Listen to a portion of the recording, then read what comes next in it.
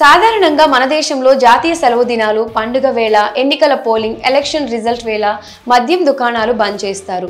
మద్యం మత్తులో గొడవలు చేస్తారనే ఉద్దేశంతో ప్రభుత్వాలు ముందుగానే డ్రై డేగా డిక్లేర్ చేస్తారు. ఈ క్రమంలో తాజాగా ఈ ఏడాది జనవరి 22వ తేదీన మద్యం దుకాణాలు, బార్లు మూసివేయనున్నట్లు ప్రభుత్వం ప్రకటించింది.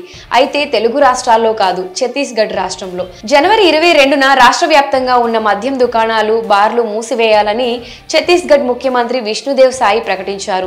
ఎందుకు అంటే జనవరి 22వ తేదీన అయోధ్యలో భవ్యరామ మందిరంలో రాముడి విగ్రహాన్ని ప్రతిష్ఠించనున్న సంగతి తెలిసిందే. ఈ కార్యక్రమానికి సమయం దగ్గర పడుతూ ఉండటంతో ప్రభుత్వం శరవేగంగా ఇందుకు సంబంధించిన ఏర్పాట్లు చేస్తుంది. ఈ క్రమంలోనే జనవరి 22వ తేదీన ఛత్తీస్గఢ్ లో డ్రై డేగా అమలవుతుందని ఆ రాష్ట్ర ముఖ్యమంత్రి విష్ణుదేవ్ సాయి ప్రకటించారు. అంటే ఆ రోజు రాష్ట్ర వ్యాప్తంగా ఎక్కడా మద్యం విక్రయాలు జరగకూడదని ఆదేశాలు జారీ చేశారు. తాజాగా రాష్ట్రంలో డిసెంబర్ 25వ తేదీ నుంచి జనవరి 2వ తేదీ వరకు నిర్వహించిన గుడ్ గవర్నెన్స్ వీక్ చివరి రోజున సీఎం విష్ణుదేవ్ సాయి ప్రకటించారు. ఛత్తీస్గఢ్ లో సుపరిపాలన వారోత్సవాలు జరుపుకుంటున్నామని సీఎం తెలిపారు. సుపరిపాలనే తమ సంకల్పమని, రామరాజ్య స్థాపనే తమ లక్ష్యమని ఈ సందర్భంగా చెప్పుకొచ్చారు. అయోధ్యలో జరగబోయే శ్రీరాముని విగ్రహ ప్రాణ ప్రతిష్ఠ కార్యక్రమానికి రాష్ట్రంలోని వరి ఉత్పత్తి సంస్థల ద్వారా సుమారు 3000 టన్నుల బియ్యాన్ని పంపించినట్లు ప్రకటించారు. అంతేకాక రాష్ట్రంలో పండిన కూరగాయలను కూడా అయోధ్యకు తరలిస్తున్నట్లు చెప్పుకొచ్చారు.